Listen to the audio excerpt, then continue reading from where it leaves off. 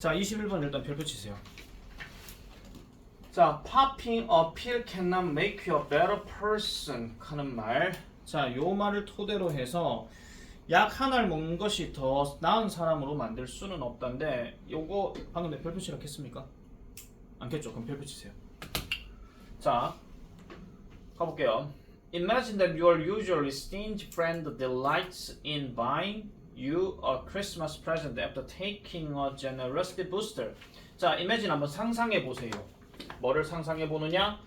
당신의 보통의 stingy한 친구가 그러면은 당신의 보통 stingy하다는 이야기는요. stingy 이 무슨 뜻이냐면 인색한 이런 뜻이에요. 그럼 stingy.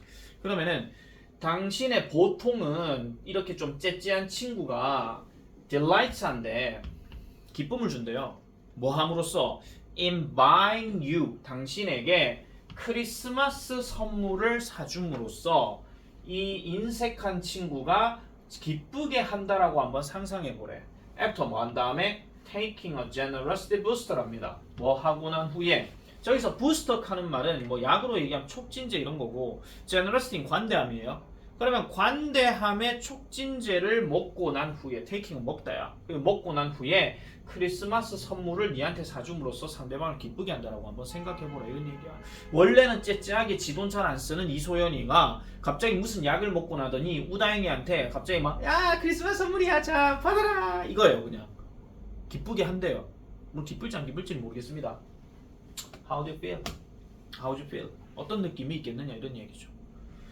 Undoubtedly 의심할 것 없이 there is something praiseworthy about the action. 그 행동에 관해서는 there is something 뭔가가 있을 건데 praiseworthy 하는 표현 자체는 칭찬할 만한이라는 뜻이야. 그러니까 의심할 것 없이 자기한테 선물이 왔으니까 일단 아싸 개이득 뭐 이런 거죠. 한마디로. 그러니까 되게 뭐 멋진 선물 하나 줬다 칩시다. 그냥 뭐 가방을 뭐 한 300만 원짜리를 사줬다거나 뭐 그럴 일 없겠지만. 자, 그 다음에 you'd be pleased to receive the gift합니다. 자, 감정의 원인 들어갔습니다. 당신은요, would be pleased, 기쁠 것입니다. 왜요? 그 선물을 받아서 기쁠지도 모르겠죠. 당연히 기쁘겠죠. 기쁠 거라고 얘기했으니까. 그 다음에 you'd say thank you. 그리고 당신은 말할 거예요. 고맙다라고. 그리고 mean it 합니다. 그리고 뭐 한다는 거예요? 약간 진심을 두다 이런 식으로 지금 얘기하고 있죠. 그러니까 그것은 진심일 것이다 라고 이렇게 지금 얘기하는 건데 요거는 약간 구조가 조금 복잡하게 들어간 거니까 아예 그냥 통으로 그냥 외워버리세요. 그냥 진심일 것이다 이렇게 하고 그냥 넘어가는 거니까 뭐 복잡하게 갈 필요는 없습니다. 그렇지만 his change of heart 그의 마음의 변화는 is not entirely satisfying 합니다. 이 문장이 지금 문장 수가 많거든요. 그래서 사실 이건 문장 집어넣기로 딱 맞기는 한데 일단 반전이 되는 시작은 여기서부터입니다. 여기서 말하는 그의 마음의 변화하는 거는 전적으로 만족감을 주지는 못한대요. 근데 이 말을 바꿔서 얘기하면 너라는 애는 전적으로 만족스럽지가 못하다 그 얘기입니다. 아시겠죠? 그렇게 풀어서 생각하시면 돼요. 그러니까 이소연이가 아무리 갑자기 무슨 촉진제를 먹고 정말 뭐 고급의 어떤 선물을 줬다 할지라도 분명히 우다영이가 기분이 좋기는 좋아. 하지만 우다영이는 이소연의 원래 성격을 알고 있는 거지. 그죠? 원래 째째한데 얘가 갑자기 왜 이래 감식할 수도 있는 거거든요. 그래서 전적으로 만족스러운 것은 아니다. 자, not entirely는 부분 부정으로 쓰였다 하는 거 이렇게 보시면 되고요. 자, 그래서 어떤 사람 나옵니다. 제그 잽스키? 뭐 누군지 몰라요. 어쨌든 이 사람인데 철학자래요. He is not really generous. 그는 정말로 관대한 것이 아니다라고 이렇게 얘기합니다. 실제로는 정말로 관대한 사람이 아니다. 이렇게 얘기를 하고 있죠. 계속 가볼게요. 자, 그래서 when we praise someone's character, 우리가 누군가의 성격입니다. 이거 문제 아니에요. 누군가의 성격을 칭찬할 때 우리는 말을 사용합니다. 무슨 말? For various virtues 합니다. 그러니까 다양한 어떤 미덕에 대해서 말을 사용한다는 이야기는 말로 뭔가 표현한다 이런 얘기예요. 그러니까 뒤에 뭐 나와요? generous하다, kind하다, courageous하다, 기타 등등 이렇게 들어가지. 이건 아예 해석하지 말아요. 알겠죠? 실제 문제 나왔을 때. 자, 그러면 a person who gives one gift isn't generous. 그러면은 하나의 선물을 준 사람은 관대한 게 아닙니다. 관대한 게 아니래요. 대신에 이 관대함이라고 하는 것은 자 중요한 단어 stable입니다. stable 하는 말은 안정된 또는 고정된 이런 뜻이에요. 그러니까 안정된 고정된 이거는 뭐냐면은 원래부터 얘가 관대한 성격이 있었으면 괜찮아. 그런데 안 관대한데 갑자기 관대했다? 그럼 보통 이런 말 하지. 임마 죽을 때 됐나? 와이카노 뭐 이런 거 아시겠죠? 그거 생각하시면 돼요. 그래서 요거는 어휘 변형으로 생각해 볼 수가 있거든요. 그래서 안정된 부분입니다. 한 사람의 도덕적 정체성에 있어가지고 안정된 형태죠. 그러면 이 안정된 형태란 말을 다른 말로 또 얘기하자면 감정적인 어떤 습관인데 바로 당신에 있는 그대로에서의 어떤 일부분인 감정적 습관. 습관이란 말 왜 들어갔겠습니까? 평소에 그렇다 그런 이야기예요. 평소에 관대하다. 그러니까 반대로 생각해봐도 그렇잖아요. 원래 관대하던 애가 아니면 내가 너하고 수업할 때 한 달 동안 내내 막 수업을 막 웃기면서 막 했던 사람이야. 근데 갑자기 한 달 지나고서 그 다음날 되니까 내가 갑자기 싸가지 없게 말을 막말을 해. 쌤 안 그랬는데 갑자기 왜 이러시죠? 근데 다음날 되니까 다시 원래대로 돌아가. 아 그럼 쌤이 그럴 만한 이유가 있어서 그랬구나 이렇게 생각한다라는 거죠. 아시겠죠? 자 따라서 미덕은 미덕인데 자, as opposed to non-typical impulses 하니까 비전형적인 충동과는 반대로 비전형적인 충동이라 하는 거는 무슨 말이냐면요. 그 일반적으로 나와 있지 않은 어떤 충동이니까 약간 일종의 어떤 갑작스러운 충동 이런 거 생각하시면 돼요. 이런 충동과는 달리 바로 뭐다? The result of your personal history입니다. 당신의 개인적인 역사의 결과라고 얘기해요. 당신의 개인적인 역사하는 게 뭡니까? 바로 캐릭터를 얘기하는 겁니다. 알겠죠? 그런 성격의 역사가 바로 미덕이다. 그 원래부터 이렇게 뭐 예의 바르고 이렇게 자라왔으면은 그게 바로 미덕인 것이지. 그리고 그 미덕은 언제부터 쌓아왔어? 어릴 때부터 그렇게 쌓아왔어. 그거 얘기야. 한마디로. They are part of who you are. 그것들은 또 나오죠. 네가 누구인지에 대한 부분이다. 네 정체성에 대한 부분이죠. 그리고 as they are part of how your character was formed 합니다.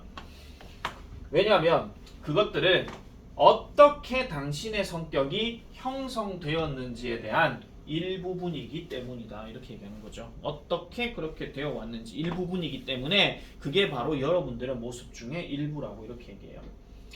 그래서 즉각적인 미덕이라고 하는 것은 그래서 불가능하다라고 이렇게 얘기합니다.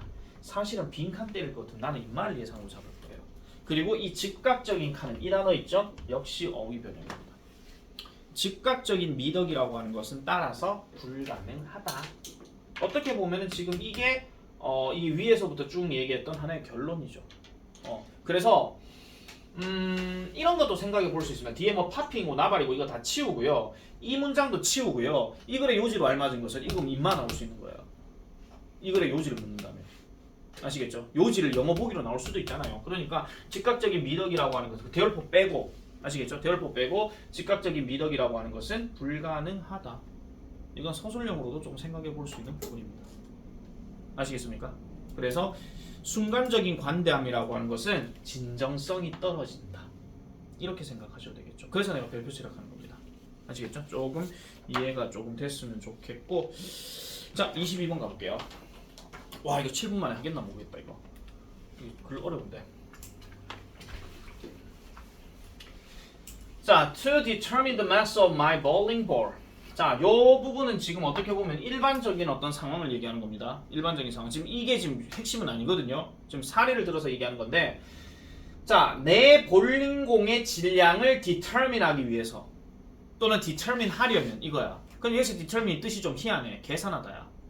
아시겠죠? 내 볼링공의 질량을 계산하려면 나는 그것을 밸런스에다가 놓아야 할지도 모른다. 근데 이거 밸런스는 균형이 아니고 저울입니다. 아시겠죠? 저울에다가 놓아야 할지도 모른다. 그리고 그것을 비교해야 할지도 모른다. With a known mass, 알려진 어떤 질량과 함께 그것을 비교할지도 모른대. 그럼 그게 어떤 것이냐? Such as a number of metal cubes, 그러니까 금속 큐브와 같은 이걸 얘기하는 건데 각각은 뭐 어느 무게가 나와요? 뭐 1g, 10g, 100g 이렇게 나가는 이게 지금 금속 큐브 하는 게 몰라 요즘 이게 옛날 글인지는 모르겠는데 그 저울 왜 그런 저울 있거든요. 옛날에는 그 쌀 같은 거 있잖아요. 쌀 이렇게 올려놔 놓고 거기에 추를 이렇게 달아놔. 그래서 그 추를 달아놔 놓고 이게 어느 정도 무게를 가지는가 그거 얘기하는 그런 저울을 얘기하는 수도 있거든요. 지금 큐브라고 얘기하는 건 잘 모르겠지만은 어쨌든 중요한 거는 그 얘기가 아니고 볼링공을 그 질량을 계산하려면 어쨌든 저울에다 놓고 그 무게 단위를 재봐야 된다 그 얘기예요. 아시겠죠? 요까지. 요거는 지금 사례를 들어서 얘기하는 거니까 별로 중요한 글은 아닙니다. 자, 그 다음에 Things get much more complicated 합니다. 상황들이 훨씬 더 복잡해진다라고 얘기해요. 근데 무슨 상황이요? 내가 만약에 I want to know the mass of distant star 하니까 멀리 있는 별의 질량을 알고 싶어 한다면 상황은 복잡해진답니다. 갑자기 지구과학이 나왔습니다. 젠장. How do I measure? 어떻게 내가 측정하겠습니까? 그것을요. 그럼 여기서 그것은 뭔데요? 멀리 있는 별을 얘기하는 거죠. 멀리 있는 별. 그래서 우리는요, we can roughly say, 우리는 대략적으로 이렇게 말은 할 수 있습니다. 자, 하나의 별을 측정하는 것은 뭐를 포함한다? 다양한 이론들을 포함한다라고 이렇게 대략적으로 말을 할 수 있대. 그래서 지구과학 공부하시는 분들 아시겠지만은 보통은 어떤 뭐 이론 이런 것들이 나오잖아요. 여기 그래도 케플러의 무슨 법칙 하면서 그런 거 있잖아요. 자, 그 다음 갈게요.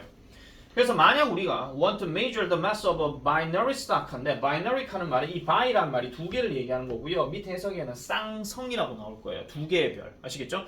이 쌍성의 질량을 측정하기를 원한다면 우리는 먼저 뭐를 계산한다? A center of mass. 질량의 중심을 먼저 계산한다라고 얘기합니다. 자, 지금부터 여러분들이 이거를 읽을 때 지구과학적인 얘기다 보니까 자기가 지구과학 쪽으로 잘 모르는 친구들이라면 이게 무슨 말인지 못 알아들을 수가 있어요. 근데 이건 글대로 가시는 게 나아요. 자, 다시 쌍성이라 하니까 별 두 개의 어떤 질량을 측정을 한대. 어쨌든 별이야. 그러면 우리는 그 질량의 중심을 먼저 계산을 한대요. 아, 그렇구나 이렇게 하고 치워. 근데 뭐 사이에서의? 두 개의 별들 사이에서의 어떤 질량의 중심이 되는 거를 계산한대요. 그런 다음에 그것들의 거리, 즉 그 중심에서 나오는 거리, 그리고 which we can then use, 우리가 그러고 난 다음에 사용할 수 있는 그러한 어떤 그 중심으로부터의 어떤 거리를 역시 계산할 수 있다라고 얘기합니다. 자, 되게 글이 길어요. 또 뭐와 함께 with a value of the period, 한 기간 동안에 나오는 가치, 계산값, 그리고 a certain instance of Kepler's third law 하니까 케플러의 세 번째 법칙의 어떤 특정한 예시, 뭐 이런 것들까지 다 얘기하죠. 뭐 하기 위해서? 질량을 계산하기 위해서 이렇게 나온다라는 겁니다. 자, 글은 되게 복잡해 보이는데 어렵게 생각하지 맙시다. 진짜로 어렵게 생각하지 마세요. 그 중심으로부터의 어떤 거리를 얘기하고 우리가 그때 사용할 수 있는 거리라고 지금 이렇게 얘기하는 거예요. 알겠죠?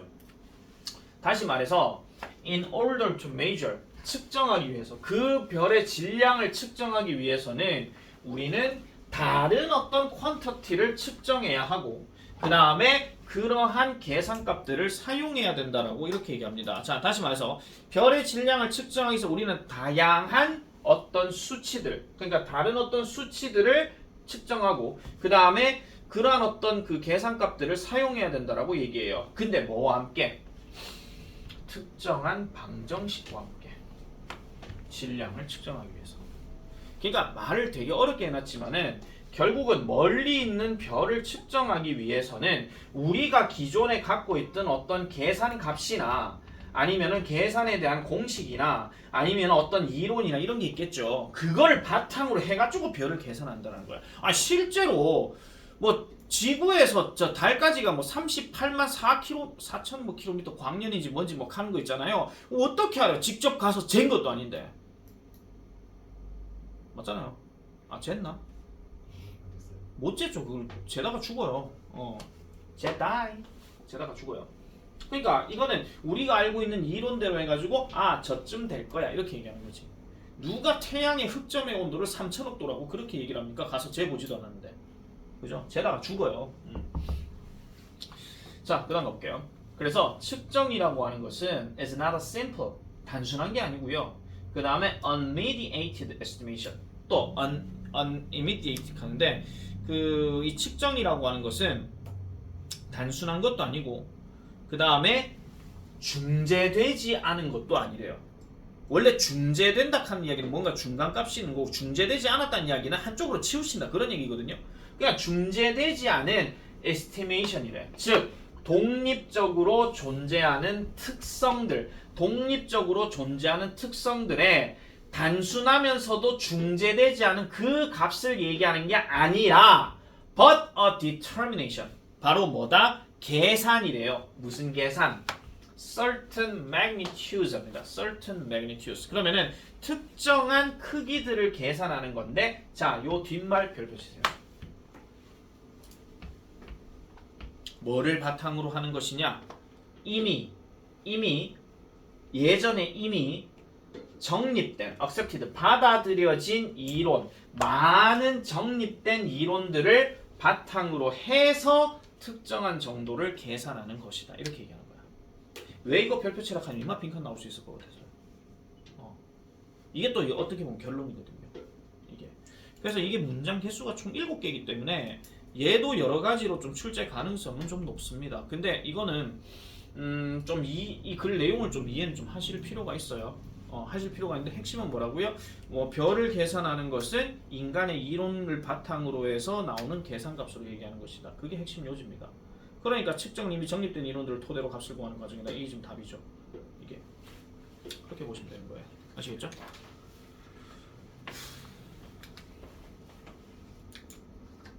왜 안 보지?